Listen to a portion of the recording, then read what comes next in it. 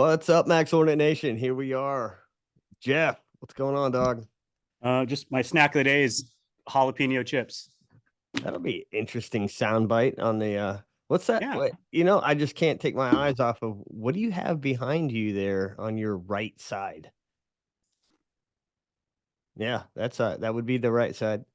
I see is those new Air Jordans? These are the nines. I don't know. I don't how many are we on now? I mean, we're on nine now. Oh, those are the freshest ones. Yeah, these are I got them a couple days ago. I got these, fun fact, Are those golf shoes? when I was at the class on Saturday, the little event, and I went, crap, my shoes got delivered and I'm not there. No. So I had to hear about that. So you didn't say anything to the missus, and she's like, "Oh, what's this?" No, I get yelled at every time I buy shoes. Ah, I see. I see. The rule is if I get a pair of shoes, I have to throw one out. But it's more of a guideline than a rule. You should have prepared for this. You should have bought a bunch of like shitty ass used Converse, and then every time you get a new pair of shoes, she's like, "Throw one out." You just reach into your used bag of Converse, and no Well, problem. no, since we redid the closet, I have more shoe space now. So I'll start throwing them out when I run out of shoe space. Dude, you have taken the entire closet for your shoes. No, it's a split. It's just because I set mine up to have more shoe space. That's on her. All right. So, did you prep the questions? I got like 6 or 7, and then I forgot to send the email. So And what email? Well, because I was trying to keep notes. So while I'm doing this, I'm gonna try to not lose you while I go to that. Okay. Can you still see me? Yeah. Good, because I can't say anything because I'm in my emails. Okay. And then I'm gonna go to this isn't gonna work, is it? Oh, maybe it will. Is it under my drafts? And okay, I only got 6, but I'm hitting send so I can keep these. There we go. So I got 6. All right, now I can see it. Did you get questions? Oh, I got 20 questions for you, dude. Yeah. Yeah. Too many. Well, we'll start. Oh, you're frozen. We'll start with 10 and we'll see how it goes. Oh, there we go. Got you. So it's a simple episode, right? There'll be some gun talk in here, but these are questions about anything. Anything. Oh, I didn't know that. When I sent you the message, I said anything, be prepared. I have a lot going on to pay attention to your messages. Every day in your life is an adventure. You should write a book. My washer that I just bought broke. Yeah. They came out to fix it. They said, "Oh, we got to get parts. It's 2 weeks." So now my wife, with the 7-week-old strapped to her, is at a laundromat washing diapers. So, oh, dude, I bet she's happy as fuck right now. She is in a very good mood this morning. Let me tell you, it's fucking primo. Yes. Okay. So we'll start question number 1. All right, what do we got? Simple. Favorite actor? I don't think I have one. Chop. TikTok. You got to pick somebody. First actor? person that came to your mind. Yeah. I literally don't have one. You're a George Clooney fan, aren't you? No. So here's the thing: is I used to really like. Okay, taking it back to like 1994. I used to be in like AOL movie quote trivia rooms and shit. And I could probably answer that. But over the years, I'm like, I don't like any of these people. Like it used to be Will Smith. I could tell you, like that was like my guy. And I'm like, he's just a douche now. So I don't know. I don't really have one. If I was gonna say like somebody I like to see in a movie, for me it's usually action. Who's the dude that played the white dude in Sicario? Josh Brolin. That dude, like him. Okay. Have you ever seen the Goonies? Does the Pope shit in the woods? Yes. I'm just saying Josh Brolin was in the Goonies. Really? Yeah, he's the older brother. Oh shit. Yeah. Okay. All right. Nice. Second question. person But you you can't trade. ask. Wait, you can't ask all yours in a row. Okay, okay, you go, you go. But mine are like industry related. So now this is Well, kind of stupid. you only got six. I guess you'll have to improvise. Okay, I will improvise. Hold on. Okay, so where did you get your flamboyant dress look from? Because Oh, sometimes it's very extra. what does that mean? Well, I mean, have you seen your fanny pack Oh yeah, and pretty much every rainbow rifle you have? yeah. That's sort of you in a nutshell. Like, I where mean, did I'm that come? I'm looking at one of my previous rifles behind you right now. I know. Well, the barrel, at least. Ah, dude, I don't know. Like, I probably grew up normal like everybody else, and tried to fit in. But then there was just a certain point where I stopped caring about what people thought, Fair enough. and I probably had some to do with the company, right? Because you think about getting out there and trying to be not just different, like, hey, we have this training course and it's different than everybody else's, but you can have all the great services and products and training out there. But if people don't know who you are, then it means nothing, right? If they can't find you, if they can't remember you. So I think you have to be memorable, right? You have to go, you have to shoot well, you have to interact with people. And some of these things, just based on how you look, could spark that memory retention. And I think that was the idea kind of in the beginning, like, oh, I need to be more memorable. And then it just kind of turned into like, I actually don't give a fuck what people think. And It's kind of this is, Tyler style now. yeah. So, like, I mean, it just, it worked out kind of like a journey of finding yourself. My mom was always like that. My mom was like, I don't give a fuck what people think. Like, just she would wear the most crazy things, dude. Like, I can't even describe to you the amount of, she showed up to visit me here, Yep. and she got on camouflage jeans with a camouflage fucking t-shirt and then a suit jacket that says my son's a US Marine. Like, That sounds like your mom. and I don't know if you saw the photos, but the girl is 65 years old and she got Yeah. mohawk. Yeah. Love it. I mean, Last time I so saw your mom, we were at the where the hell were we? We were in the desert, but we weren't at the old range. Had to have been the new one. it was at the new one. She came Was out to that the help me build it. Yeah, that's right. Yeah. So yeah, that's probably where some of it stemmed from her, and then just not giving a fuck, man. Yeah. So yeah. Person you trade places with for a day. Oh, geez.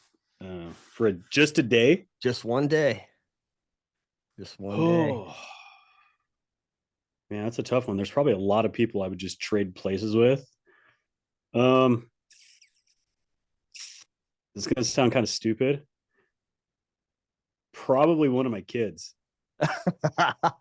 Like, like, look, like the reality is there's a lot of things I could go do if I wanted to go do them.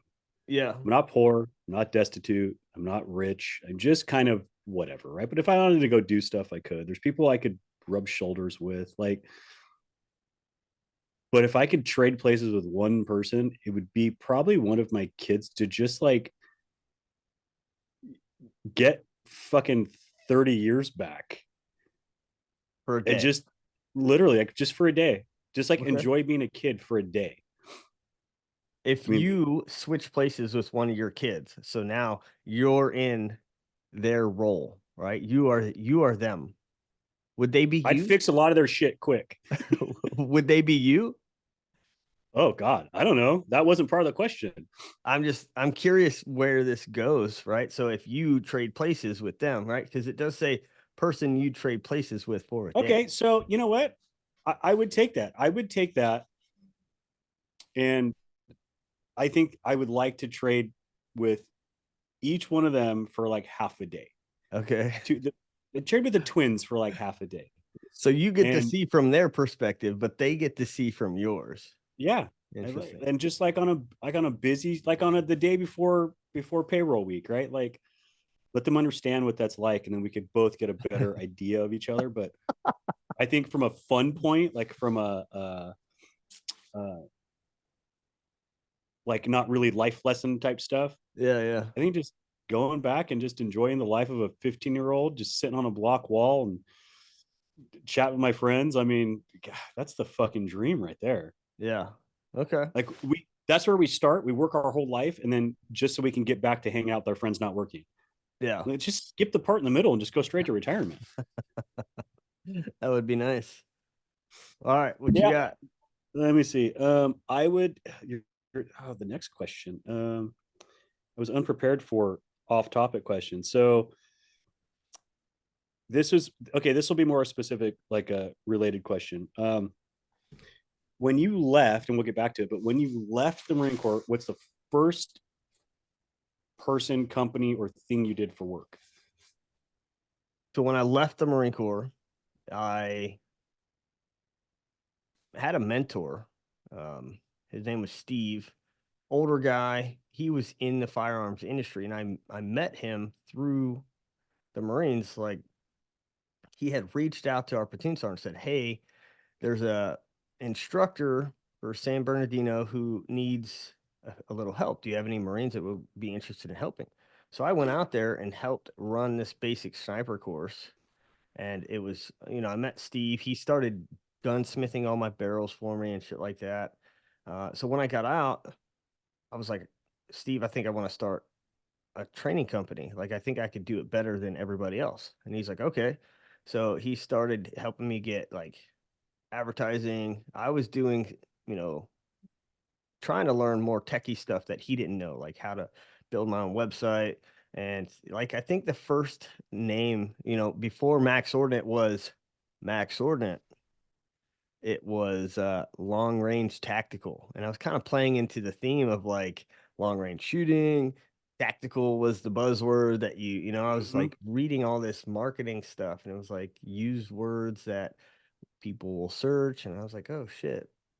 So I started off with that shitty name, and I was still getting paid by the Marine Corps. I was on terminal leave. I had like 90 days of getting paid without having to go to work.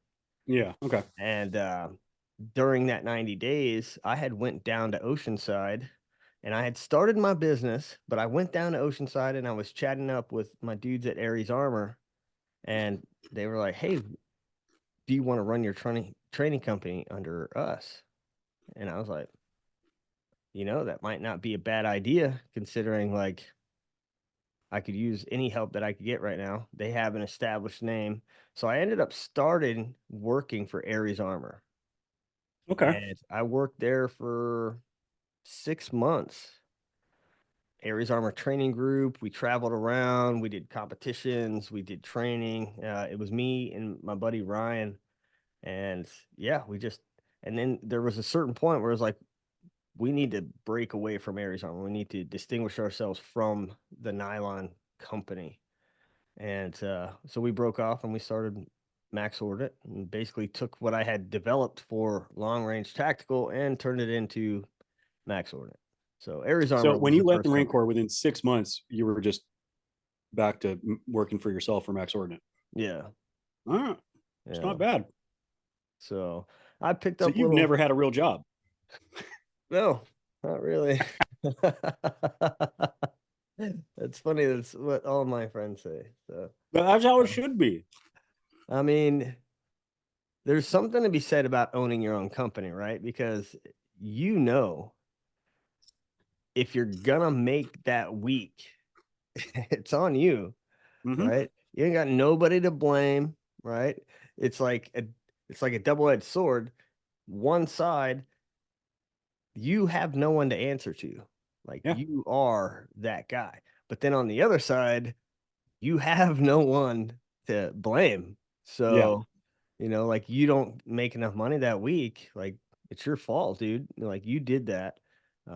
So I enjoy both sides of it, but I've worked for a couple companies, during that time, right around that same time, I got contracted for Barrett. So while I was running Aries Armor and their training group, I was also a contractor for Barrett, and I did all their international and domestic long range training programs. Okay, And that's what I was thinking. I forgot about Aries. I was remembering Barrett.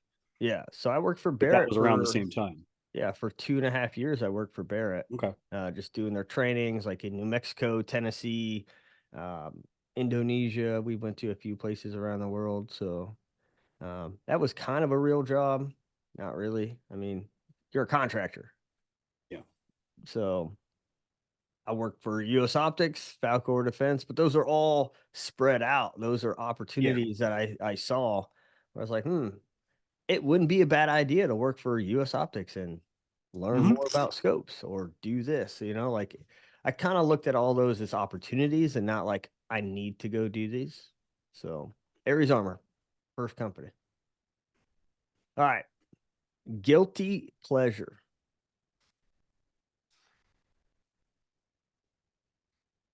Potato chips. So I like snacks. Um, Yes. I don't really,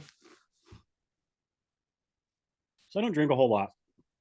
Like I just don't. Like when I do drink, if I go out with the boys or whatever, I'll get ripped. So like I kind of keep my drinking to a minimum. Yeah. Um, I'm not real big into like sugary snacks and shit like that. I don't do a lot of um yeah, I mean like for me, like chips and stuff for like guilty pleasures, it's popcorn. Um Dude, I'll eat like 2 bags of popcorn a night if I left my own fucking device. I love popcorn. Um any type of like savory snack, like chips or popcorn or something, but I'm not like big into like sugary stuff. I don't fucking love ice cream, but like sour, sugary type stuff, or like chocolates and shit, that's not my deal. More of a salty dude. But if we're talking like overall like guilty pleasures, um, bag of popcorn, um, by myself watching Pretty Woman late at night In your underwear. Perfect. in my underwear. All right. That's an evening in right there, boy. All right.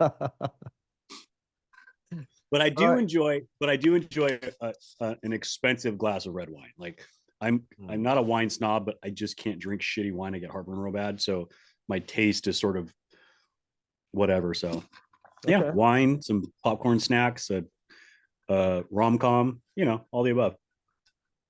I love it. The rom com made it for me for sure. Um, random. What was your very first car? Ooh.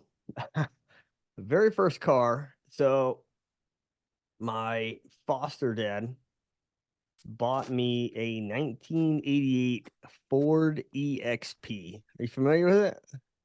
Ford EXP. Yeah, yeah. I'm gonna try and pull it up on the screen So here. is that like a big square body car? No, I mean, it's not a big car, but it's a square body for sure. It's a square Uh, body, like mid 80s.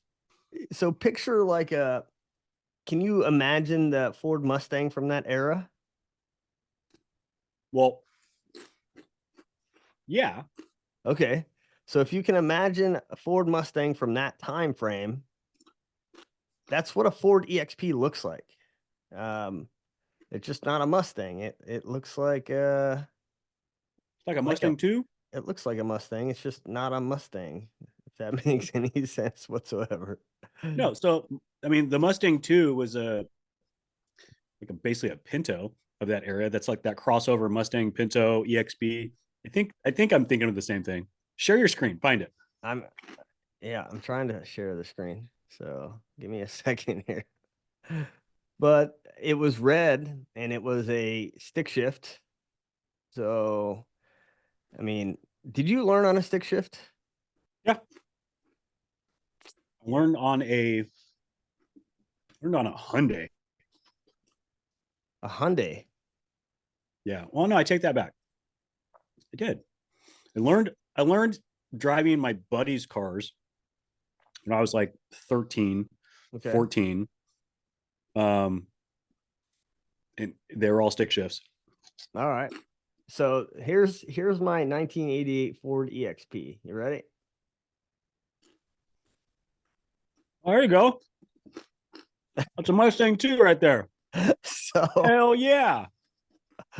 that is the Ford EXP right there. Hey, Mom, can we have a Mustang? We have Mustang at home. That's the Mustang at home. So I mean, dude, this car, it was my first car, and I was just happy to have a car, bro. Like, I didn't think I was gonna get one. My family was definitely not in a position to afford something like that. But so I get this car. It's a stick shift, and I have it for a little while. I think I got it when I was 15, so I couldn't drive it by myself yet. Um, and I didn't know a whole lot about stereos and like how electrical worked. Like I could figure things out common sense wise, but I didn't know about amplifiers and, boosting wattage and, so like I had tapped into the rear speakers, ran speaker wire from the existing speakers to another set of speakers. Like I was doing things and I didn't know what the fuck I was doing. I was just trying to make the car louder. Just add speakers. Yeah, just add speakers, right? But yeah, that was my first car. First car. So It's funny that your first car was an 88. I'm umpteen years older than you. And my first car was also an 88. I know, dude. You're you're a lot older than me. I'm not that much older than you. I'm going All to right. be, I'll be 48 next month. So speaking of the first car, going off the car question, I actually have the best car you ever built because you are like one of the most interesting men in the world. I wouldn't say that. I don't know. You've got quite a few different career paths, dude. If you reach 5 career paths, you kind of on the edge of like most interesting man in the world. Well, I got more So, than 5. all right. So here we are. And you've got magazines, things that you've been in. I believe you were on TV at one point. So what's the favorite car you've ever built? I think my favorite car, it's hard to say my favorite. Most memorable. The most memorable is probably going to be heavy metal. Heavy metal was my 1955 my 1955 Chevy pickup that if you can bring it up if you Google Scott's Hot Rods heavy metal, it's sort of the truck that launched I'm gonna say it launched the shop. We were very very well known, and the reason why we built that one for TV was because of that. But that sort of that truck was sort of the kickstart to a career path for my buddy Justin, and it was his shop. I was the GM at the time, I believe. But that was probably the most memorable because that was my truck. I traded it for a transmission, and we turned it into this just roadster pickup, this bright red. It was a flat black at the time, but it was just an awesome truck, completely hand built from scratch. Um, it wasn't the best one we've ever built or I've ever built. Rudy's undisputed. A handful of $1 million plus cars that took numerous awards, but I think heavy metal was the one that will probably always stick in my memory because that's the one I can Google an episode of heavy metal and it comes up on YouTube with Jason Priestley hosting the episode. I mean, that was a pretty cool car back in the day, and that Okay, was so back when I actually found it. Oh yeah, that's it. Yeah, so it's a 55 Chevy pickup. It's all sheet metal. We cut the roof off. There was a whole episode on Discovery Channel of us building that. It was on the episode Rides. That was just a really classic, like we were just going to make a simple shop truck. Yeah, and that's Justin. I mean, it was a fun truck to build. A lot of late nights. That's his old bike in the corner we built. Um, just an absolute monster of a truck. Look at that thing, dude. That thing's insane. Yeah, I mean, you either love that truck or you hate it. And I can see both sides to people arguing both. It is butt ugly and just absolutely awesome at the same time. I mean, the But finished product wasn't butt ugly, right? yeah, I mean, Let you me go know, back to the first photo here. But I mean, here's a good photo of the side. yeah. That doesn't look like those pictures. Like it turned out pretty rad. No, it did. And that's all sheet metal finish. It really was. And that was back when French and Mercedes headlights in was a thing. I mean, those wheels were one off. I think Colorado Customs, or it would have either been Colorado or Boyd when he was still alive. Probably not Boyd because he hated us. Probably Colorado Customs. They would have won off those for us. Yeah, that was a whole career path I was on for a while. Loved it. And to be fair, that just came from racing cars as a kid, and then I was a union carpenter, but I welded. You know, I did steel buildings, so that was just sort of like, hey, I'm tired of doing this. I'm going to go find another career path, which was my mo. I'd do something for about 2 years, and be like, fuck this, I want to do something else. Fuck this, I'm out. Fuck this Yeah, fuck piece. this, I'm out. All right. Oh, yeah. Dude, that's pretty rad for best car or memorable car that you've ever built. It it was pretty cool. Again, like since then, there's been a lot more, better, more expensive, neater. You know, some of my own personal ones. Um, I had a really cool 64 Falcon that I built. It was a Pro Touring. I did a Coyote motor with a twin turbo Coyote motor in it. That was probably one of my personal favorite cars. But like memorable, definitely heavy metal takes it all day long. Interesting. All right, your turn. All right. Oh, this is changing sort of the tone. Um, I want you to name three things that you hate in the industry, and it can either be things that people say, do, common misconceptions, or just whatever you want. Three things that you can rant on, specifically in precision rifle stuff. Okay, specifically in precision rifle. Yeah. I'd say the first one is just this is hard. I usually have all kinds of shit to bitch about. Now I'm I know. I stuck, figured it'd be dude. easy for you. I thought it would be. Uh, how about precision rifle world? Man, that's hard. Is that can include gas guns, right? Yeah, yeah, yeah. Okay. All Anything right. that we live in. So probably my first rant is, and it kind of ties all together, but I'm going to split it up. But And it can be law enforcement related too. Like it doesn't have to be just guns. all right.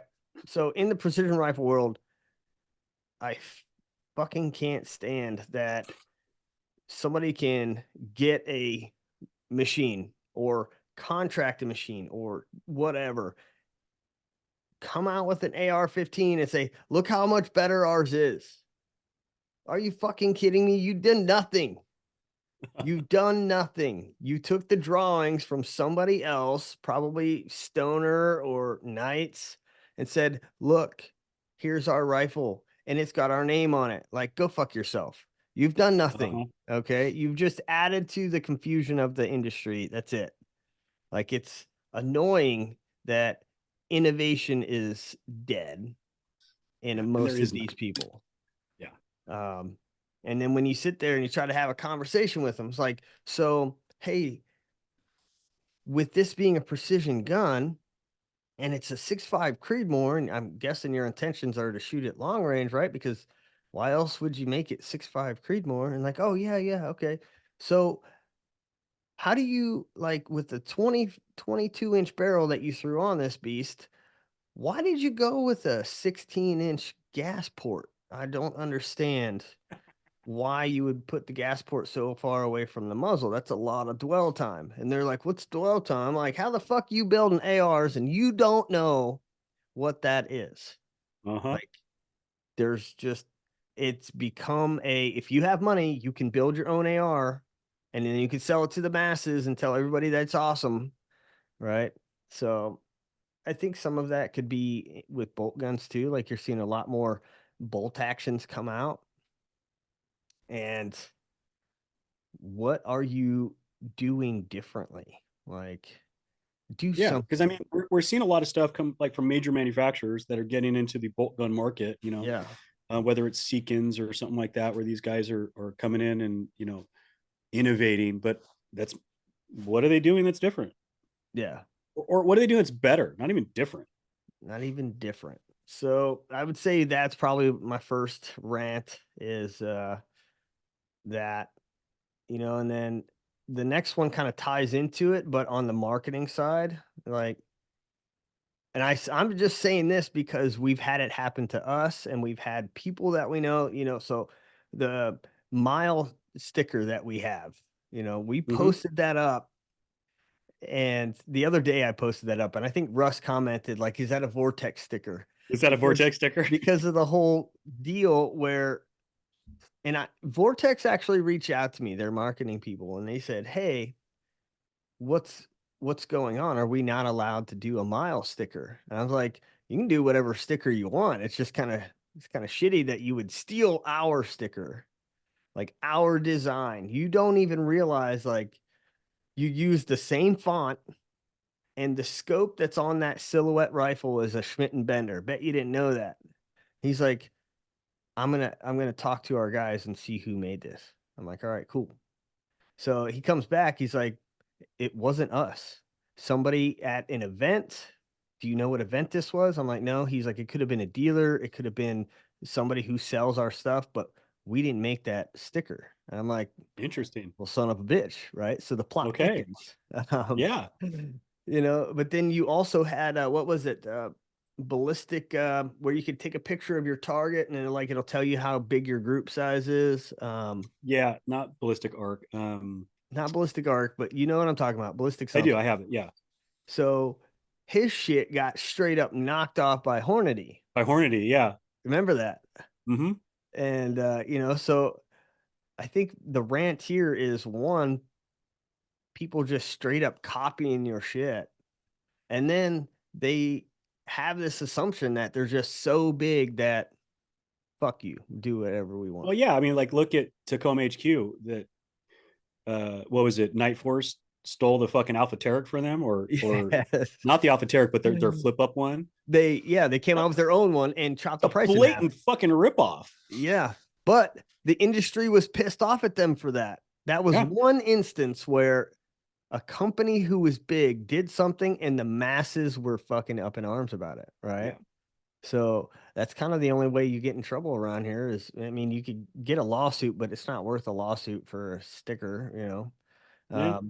But then if the masses of the industry jump on your side, it puts pressure on them to, and they still sell that fucking thing. It's not like they don't sell it anymore.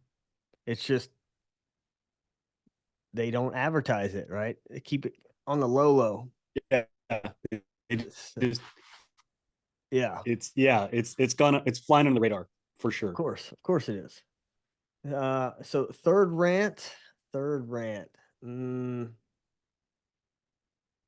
I go back and forth with this because I can't really call it a rant. Like I've gotten away from you have to be military or law enforcement to train people. Like I don't feel that way anymore. I think I felt that way in the beginning because my understanding of, well, how do you learn these skills? You go to the military, you learn these skills, and then you come out and you train other people, and then you see civilians training, and you're like, you have no business doing this. Like I used to think that way, and it's a bad way of thinking, right? Because I know some really awesome dudes who offer training and they're not military, they're not law enforcement. They're just really fucking good and really fucking smart at what they do. Um, but I think kind of one of my pet peeves is to see like how many how many training companies are out there and for you to jump into the industry and say, I'm a new guy. I'm going to start this training company, but I'm going to make all the same fucking mistakes and videos that all these other companies have made. And Mm-hmm. I I get it. On one side, you're just trying to get content out there, but on the other side, it's like be better. Like don't just be the next training company. And when you see guys jump into this world and they're like, hey, I have, West Coast Precision or whatever. And it's like, all right, and what are these people about? And you look, what are they training? What are they teaching? What videos they have out? And you're like, damn, this dude's teaching shit from like mid 2000s. Yeah, right. So I think that one of the issues, because I'm always going to be the anti, you have to be law enforcement and military to have a background to teach this stuff, because that is couldn't be further from the truth. Yeah, it's right. But I do see where, if someone's going to start a training company, why are they starting one? Because do they just are they just they don't want a job, or are they trying to like actually bring something to the industry? Yeah. If you're going to bring something to the industry,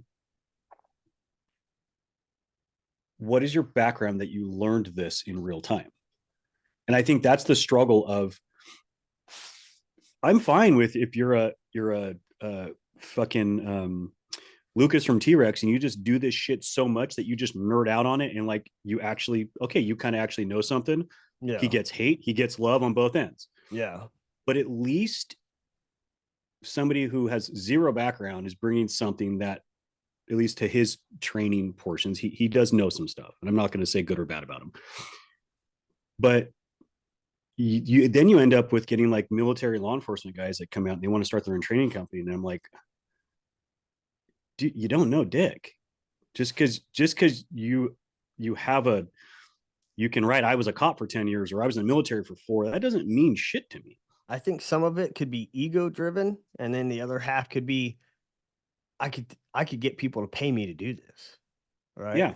So And it's it's money all driven. marketing. Yeah, it's money driven, it's Yeah. ego, like, I was a SWAT sniper. It's like, but you're not doing anything to improve the product that you're offering. You're just adding to the dirty swamp, you Correct. know? The only, and we've talked about this before.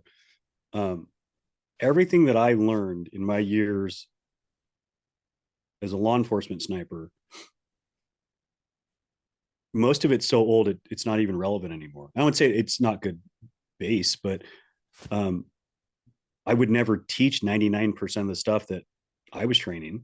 Yeah. Right. So um, does that mean that like I go start another training company and bring that 1% that's relevant? No. Um, That's my third pet peeve is bringing garbage. Like, if you're going to come, fucking come. yeah, Like, be a that's what she said. challenger. Yeah. Be a challenger. Don't be just another Joe Blow who's just trying to make a few $100s on the weekend. Like, you're just making it harder and worse, and you're gonna fail ultimately. I Like, mean, again, I remember the first time I had a fucking tripod out at one of my team trainings. My fucking team lead was like, "What the hell is that?" I said, I'm telling you, this shit's stable. I'm going to train with this for a while." And that's all we've done since. Right. So yeah. don't be afraid to come in with different shit, for sure. Oh, for sure. All right. Biggest risk you've ever taken?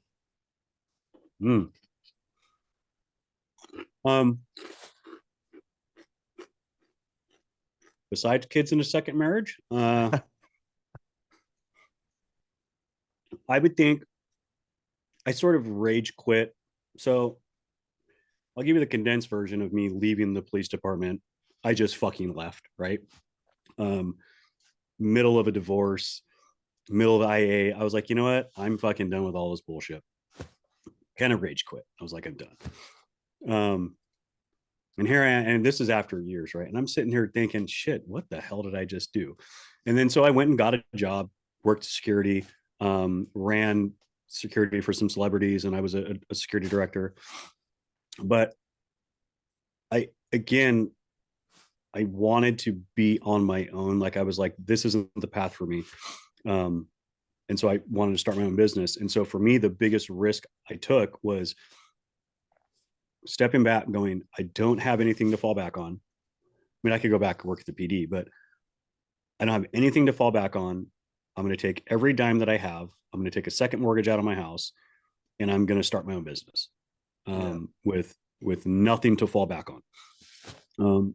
Yeah, and I just did it. I just took the risk, and I think from a like the biggest risk financially and maybe mentally, that was probably it for me. Because I've been pretty even keel in my career paths, and I would never jump from one to the other without having something there. But um, this was like no parachute, just out the fucking door, and it worked out. Right? I mean, I can't bitch. I'm in a good spot, but that was a huge risk for me. So I don't want to get too far off the beaten path. Let you ask your question here in a minute. But when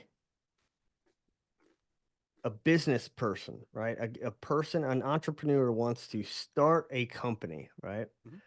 The biggest trend I see is that if you work somewhere and you want to start another business, nope, there's no skin in the game, right? There's not. You have to dive in with both feet. Now that doesn't mean make irresponsible decisions. And so I've had this discussion. Ultimately end up doing that. Yeah, I mean, so I've had this discussion with a lot of like buddies of mine who are thinking about, you know, starting their own business or doing whatever. And I kind of do this monthly sort of business men's talk thing with some friends. And one of the biggest failures of people that starting companies is they don't have skin in the game. They don't. They don't jump in with both feet. But it also doesn't mean don't be responsible. So get all of your ducks in a row before you do that, right? So if you have the ability to just be on autopilot on a business you're trying to start, but you're working 40 hours a week somewhere else, you're not putting 80 hours a week into that business like you're supposed to. Yeah. I'm not saying it can't be done, but the risk that you took, that I took, right? This is all we have. Yeah. So you have to succeed or you're homeless or you lose everything, right? Like there is no like, oh, I'm just going to go back to my job. No, you lost everything by not succeeding. So that risk, the bigger the risk that you take, the more driven you are to succeed, in my opinion, because there's more on the line. But that also it trickles down throughout the years of being in business too. So there's plenty of time.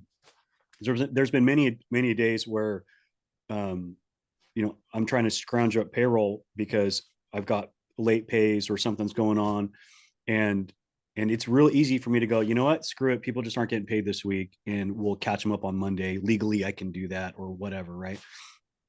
But that's not an option for me. Yeah. The option for me is to figure it out and to do everything I need to do and not get any sleep until I make sure my guys are taken care of. So yeah, you can start a business and you can make the business profitable enough for you to quit your other job and do this full time. But the longevity, the lifespan of that business is going to be less than 5 years. Yeah. Because something's going to happen. The only thing that goes up forever is Bitcoin. So the only way that you're going to stay in business forever is to be able to deal with those adversities as they come up.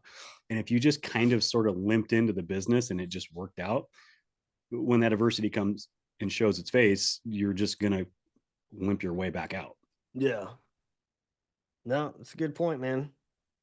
I just wanted to toss that in there because you kind of need the risk to be on that successful track. Yeah. And I would say the second biggest risk I've ever taken was hitting a 3-wood over water to a pin tucked at 250 yards. Because I mean, I needed like 220 to cover that water. So that was a pretty big risk too. That was a big risk. What happens if you hit the water?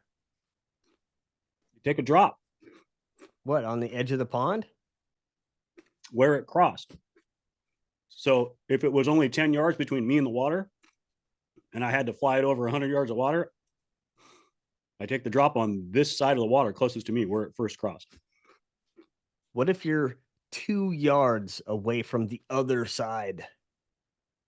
Where do you have to drop? Like, but it almost made it. Yeah. You drop right by you. So now, if it hit and bounced back in, then you take a drop on the other side. So that's the only way you can go to the other side of the water is if it hit the ground and bounced back in. Yes. Otherwise, get the fuck back over here. Or if you hit such a shaped shot that it went up and around in the air and then kind of came back, and it Yeah. crossed the water again, but it's where it last crossed. Interesting. Yeah. Hmm. I'm a risk taker. Yeah, I can see that. All right, hit it. So you've got 5 days. 5 days. You can do anything you want. Anything. It's you and 3 of your buddies. Okay. You can go anywhere. You can do anything. You All can go right. rock climbing. You can go you can hop in a space shuttle and go to space. Okay. What are you doing in those 5 days? And I'm going to, I guess, figure out why my computer's getting ready to die while you answer that. All right. So with these 5 days, I need a little context here. Can we be in like a fairy tale land where you're prepared to do whatever it is that I want to do for 5 days? Yeah, I mean, so this is realistic, right? We don't have $80 billion, but you know, you've got, it's a boys' weekend, and you guys can go do whatever you want. And you're not broke. Okay. So Mount Everest is out. Oh, why? Well, because it's going to take longer than 5 days to do that. You Yeah, got fair enough. acclimation That's more period. You got base camp. I mean, now if we're just traveling from base camp to the top of Everest, might be able to make it. I'm not sure, but we probably go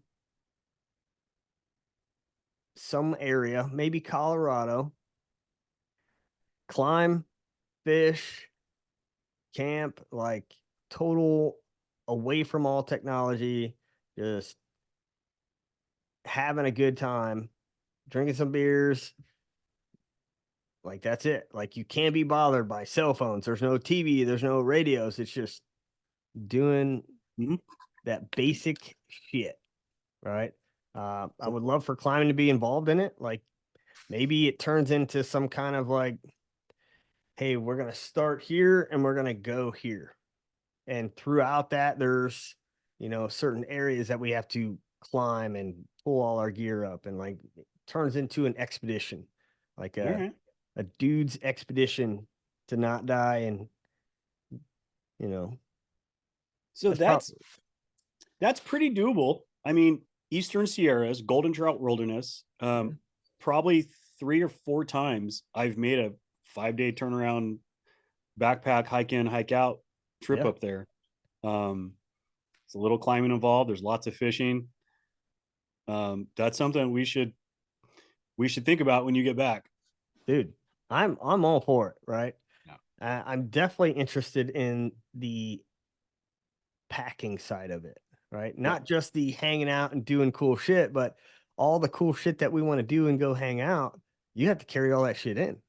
Yeah, so I haven't done it since I was probably 35, maybe. So it's been about 12, 13 years since I've done it. But not that long ago. But yeah, it's a pretty cool trek. You can literally, I've got a guide to the Eastern Sierras, and literally we just picked a spot and we're like, I want to go hike here. And it was like 2 days. It was like 2 days in, 3 days out. Okay. So a close second would be we start in Colorado and we mountain bike the Colorado River all the way down to the Grand Canyon. All right. Can we get helicoptered out? Because I don't want to bicycle back out. How fucking sick would that be, though? Like, there's if I'm not mistaken, there's a campground like in the Grand Canyon somewhere that you can but you have to like reserve it. I've looked at that. We were gonna do that for a trip, but we ended up doing Arizona. But yeah, I would love to do that. I think there's just a permit you can get to go down there and camp anywhere. You don't have to be in there is, but there's like one campground spot if I'm remembering right. You need a permit, but there's only like a couple of campgrounds down there. Or like there's only one or something. I don't know. So those are the two options right there. Those two. All right. You ready for your next question? This will probably be the last one. We're closing in on an hour. Trying to keep our episode short. So look, your 6 questions worked out for you. I know. And I've only asked you one off my list. All right. This one is going to be the best. Oh God. Maybe it could be boring as fuck, but knowing you, it's probably not. The question is, will you want to answer the question or are you going to plead the fifth? I don't know if Okay. it's an option. We're not in court right now. There's no pleading the fifth. Okay. Craziest place you've ever had sex?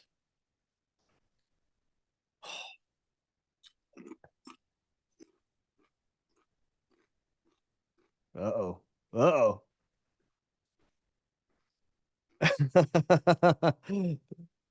The wheels are spinning right now, dude. They are. I mean, probably. Well, I'm trying to. How do I not get in trouble here? Um, Definitely a football game involved. Oh, football game. Professional? Um, that's not. So I may or may not have been underage at the time. So I'm trying to figure out if I can even. Isn't there a statute of limitations on that shit? There possibly could be. Um, yeah, I don't think like any no real crazy places. I don't think other than you know out in the woods type shit. Mm, I okay. mean, just the basics in an airplane, dressing room, that kind of crap. That's all Mm. pretty normal these It days. is kind of normal. It is kind of normal. Yeah. What about you? I feel like I was gonna start this by saying okay, but you got to answer it before you even ask me the question. Okay. I mean, I have two that I feel are tied with each other, and there's one I feel really bad about Okay. because it wasn't my house. It was somebody else's house, Okay. like the big guy's house. Oh, okay. Was it in a pew? Nope. Yeah. I was young. I was very young. Was And it your priest? nope, no. It was a girlfriend. We went to church together and it just it just happened. It just happened. And Hey, it's I a know house of God. God is love. I'm gonna burn for that shit. I know it. Right. Probably. That's okay.